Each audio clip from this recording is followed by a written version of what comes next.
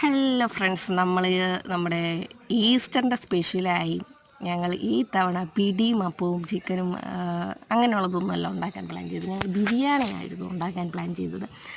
നമ്മൾ ബിരിയാണിക്ക് വേണ്ടി നമ്മൾ അരി വെള്ളത്തിലിട്ട് എല്ലാം കഴുകി അടുപ്പത്ത് വെള്ളം എല്ലാം വെച്ച് അത് തിളയ്ക്കാൻ വേണ്ടി വെയിറ്റ് ചെയ്തു. ആ ടൈമും കൊണ്ട് നമ്മൾ നമ്മുടെ ചിക്കൻ എല്ലാം കട്ട് ചെയ്ത് സെറ്റാക്കി നമ്മൾ സവാള, വെളുത്തുള്ളി, ഇഞ്ചി, പച്ചമുളക് എല്ലാം എടുത്ത് ഞാനും ചേച്ചിയും കൂടിയും ഒരു 10-10:30 ആയപ്പോഴത്തേക്കിനും അടുക്കളയിട്ട് കയറി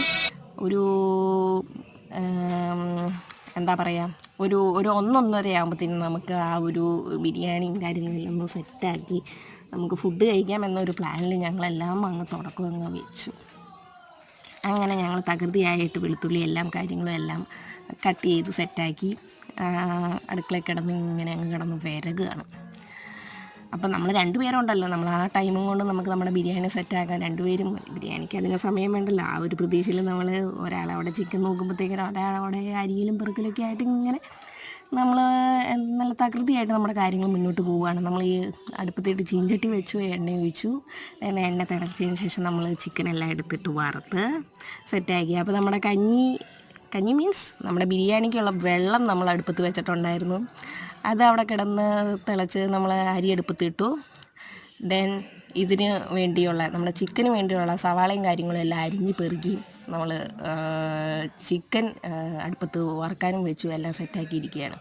ഈ വീഡിയോയിൽ കാണുന്ന പോലെ നമ്മുടെ കഞ്ഞി തിളച്ച് പറയുന്ന കാര്യം ബോധമില്ലാത്തത് കൊണ്ട് ഞങ്ങളത് ശ്രദ്ധിച്ചില്ല. ഞങ്ങൾ ആ സമയം കൊണ്ട് നമ്മുടെ ചിക്കനുള്ള പരിപാടിയായിട്ട് ശ്രദ്ധിക്കാൻ പോയി. നമ്മൾ ബാക്കിയുള്ള കാര്യങ്ങൾ സെറ്റാക്കി വയ്ക്കുകയാണെങ്കിൽ ചോറ് അവിടെ സമയം പോലെ തിളയ്ക്കുമല്ലോ. ആ സമയം കൊണ്ട് നമുക്കിതെല്ലാം സെറ്റാക്കാമെന്നുള്ളൊരു പ്ലാനിലാണ് ഞങ്ങളിത് ഇത്രയും കാര്യങ്ങളെല്ലാം ചെയ്തുകൊണ്ടിരുന്നത്. ചേച്ചി അവിടെ ഇരുന്നിട്ട് ചിക്കനുള്ള പരിപാടികളെല്ലാം സ്റ്റാർട്ട് ചെയ്ത് എല്ലാ കാര്യങ്ങളൊക്കെ ആയിട്ട് ഭംഗിയായിട്ടൊക്കെ നമ്മൾ നോക്കിക്കൊണ്ടിരിക്കുകയാണ്. അപ്പോൾ ഒരേ ടൈം നമ്മൾ ഒരു കാര്യം ശ്രദ്ധിക്കുന്നതിന് പകരം പല കാര്യങ്ങളും ശ്രദ്ധിക്കാൻ പോയാലുള്ള അബദ്ധം എന്താണെന്നാണ് ഞാൻ ഈ വീഡിയോയിൽ മെയിനായിട്ടും പറയാൻ ഉദ്ദേശിക്കുന്നത്. ഞങ്ങൾക്ക് ഇനി മേലെ ഇതുപോലത്തൊരു അബദ്ധം പറ്റില്ല. ഞങ്ങൾ ആദ്യം ഒരു കാര്യം ശ്രദ്ധിച്ചതിന് ശേഷമാണ് ഇനി 2-3 കാര്യങ്ങളിലായിട്ട് ശ്രദ്ധ ചെലുത്തുള്ളൂ എന്ന് പറഞ്ഞ് ഈ ഒരു പരിപാടിയോടുകൂടി ഞങ്ങളുടെ ഇത് മനസ്സിലാക്കി കഴിഞ്ഞിരിക്കുകയാണ്. ഞങ്ങളപ്പോൾ ചിക്കനും ഉള്ള ഇതും സവാളയുള്ള വയറ്റി കഴിഞ്ഞതിന് ശേഷം നമ്മൾ ബിരിയാണിക്കുള്ള സവാള വറുത്ത് കോരിയിടാൻ വേണ്ടി നമ്മൾ വറക്കാനെല്ലാം വെച്ചു.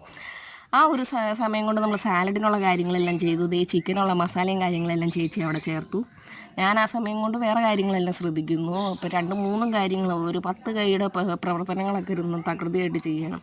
ഇതാ നമ്മുടെ ബിരിയാണി വെന്ത് നമ്മൾ മസാലയെല്ലാം കാര്യങ്ങളെല്ലാം ചേർത്ത് നമ്മൾ സവാളയും വഴറ്റി കാഷ്നട്ട് അതുകൊണ്ട് ഞങ്ങളിപ്പോൾ 2ാമത് ബിരിയാണിക്കുള്ള തയ്യാറെടുപ്പിലാണ്.